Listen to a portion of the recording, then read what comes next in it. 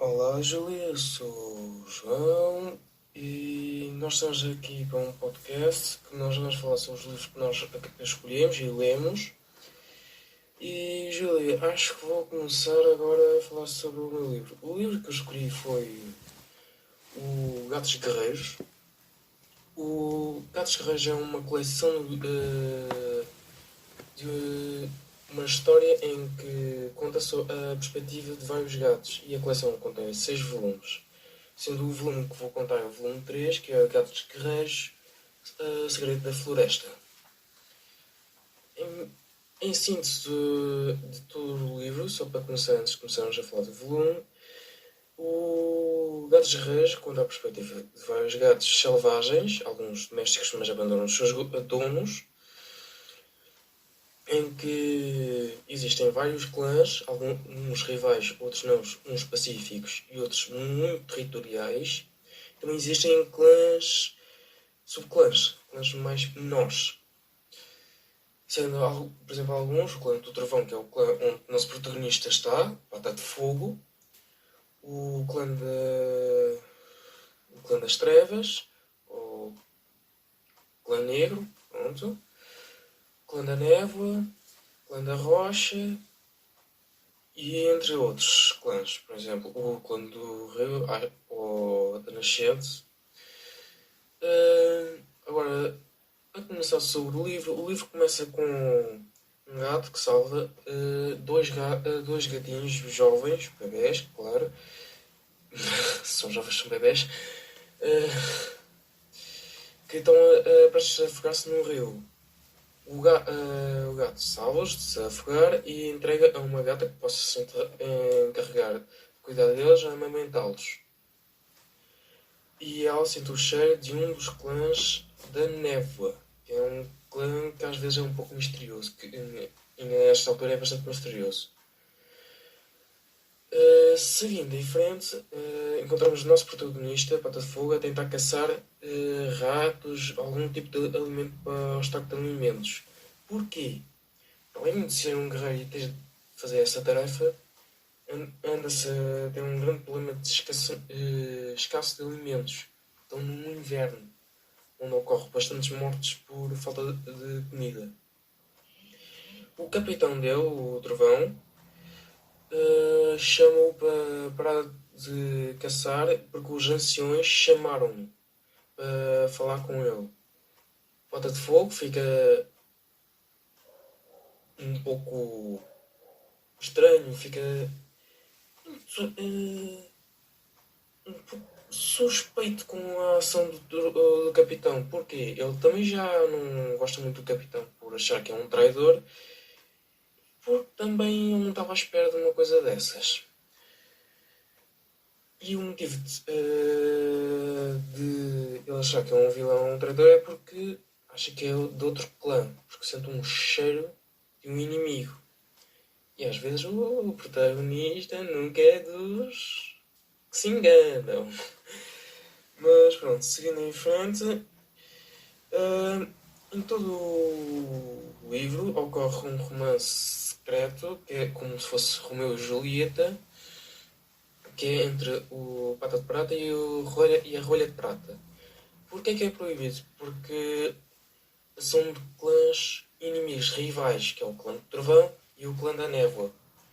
Ou seja, durante a obra toda eles vão ter que andar a se relacionar escondidos. E uma hora eles vão ser encontrados. Outra pessoa muito misteriosa que vai ser revelada mais à frente os seus segredos é a Pata de Estrela. Ou Estrela só. Alguns tratam assim. Que não vou falar os segredos porque senão estrago o livro todo. Então, e por enquanto acho que é só isto. Júlia, queres falar sobre o teu livro? Ou queres que perguntar alguma coisa? Se não, tudo bem. É só seguir em frente.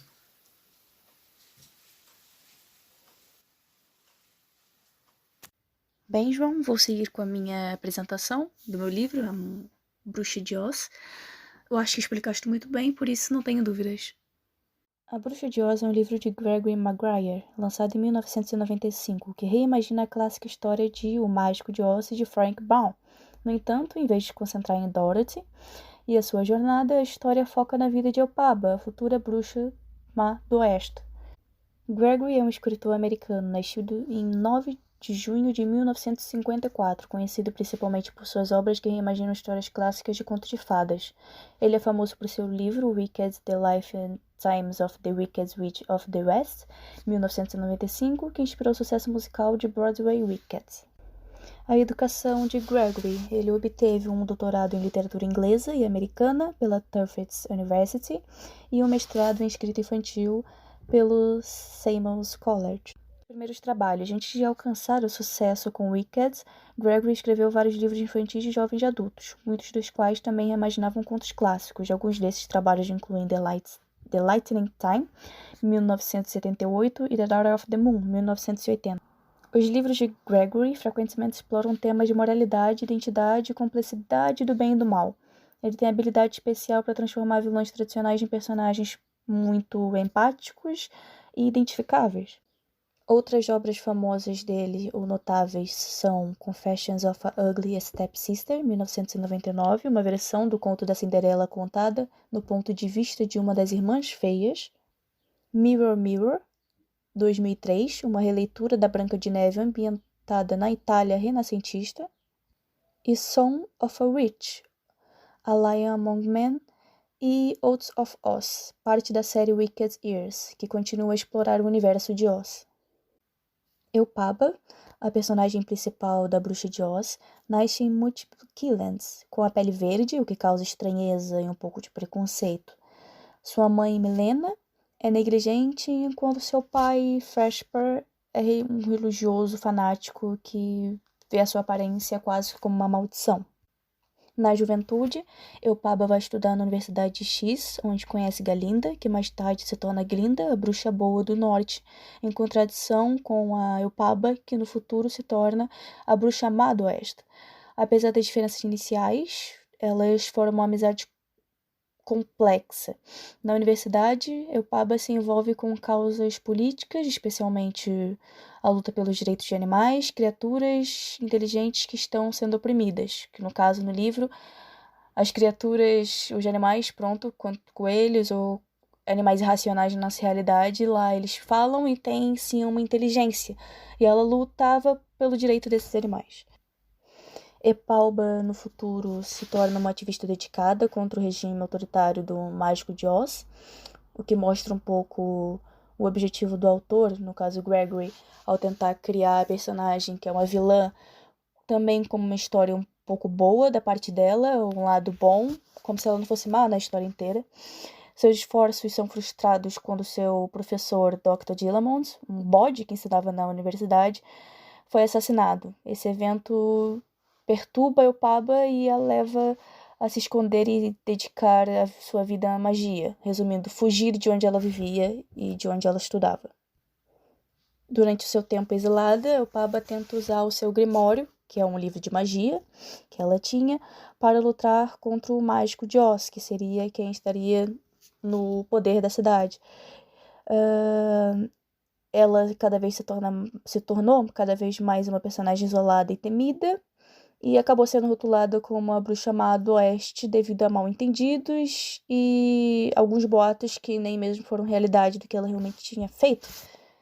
No clímax da história, na parte mais principal, assim podemos dizer, o resultado de tudo que aconteceu durante a história, Dorothy, que é a personagem principal do Mágico de Oz, que nesse caso a Bruxa de Oz é apenas uma repartição, mostrou a história da Elphaba, que é uma das personagens secundárias do Mágico de Oz, que tem como a Dorothy como protagonista, aparece. Dorothy, ela tem um papel crucial nessa história também, da Elphaba, a bruxa de Oz, embora sua presença na história seja um pouco mais limitada e indireta, visto que o foco principal é Elphaba, a bruxa má do oeste. A Dorothy é uma personagem, uma garotinha que vivia em Kansas com sua tia Em e o tio Henry. Durante um ciclone, ela e o seu cão, Totó no caso, são transportados para a Terra Mágica de Oz. Seu objetivo é encontrar o Mágico de Oz para que ele a ajude a voltar para a sua cidade, no caso, a sua realidade. Dorothy, por sua vez, sem intenção de fazer o mal, busca a ajuda do mágico para voltar ao Kansas, a sua realidade anterior, a sua cidade anterior.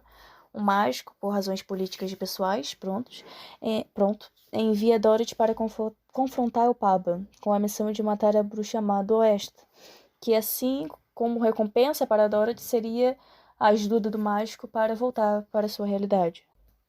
Durante o confronto, Dorothy acidentalmente joga um balde de água em Elphaba. O que Dorothy não sabia era que Elphaba tinha uma versão fatal à água. E por fim, o final trágico de Elphaba, que ao ser molhada por Dorothy, Elphaba acaba por derreter e morrer. A morte de Elphaba por Dorothy é um resultado de muitos mal-entendidos, de propaganda negativa, assim podemos dizer, que pintaram a Elphaba como uma vilã absoluta. Por fim, também, a morte de Elphaba é vista como uma tragédia pelo próprio autor, pois ela foi uma figura incompreendida e solitária, que lutou contra a opressão e contra o direito de animais, no caso, as criaturas daquele mundo, e tentou encontrar seu lugar no mundo e que, foi rejeitada por sua aparência e algumas ações que, mesmo não sendo extremas, foram vistas como extremas e que tiveram resultados extremos. Isso também mostra um pouco de como o autor, no caso Gregory, realmente queria mostrar nas suas obras o outro lado da moeda, o outro lado da história, que na verdade nem sempre os heróis, assim podemos dizer, entre aspas, estão certos e que há uma personagem secundária, como a Bruxa de Oz, no caso Elphaba, que foi uma vilã absoluta na história principal, que é o Mágico de Oz, na verdade também tem o seu lado positivo e que não é uma vilã absoluta. Ela estava inclusive lutando porque era certo desde o início, só que certas situações a fizeram corromper de pouco a pouco e também suas ações foram vistas de forma extrema.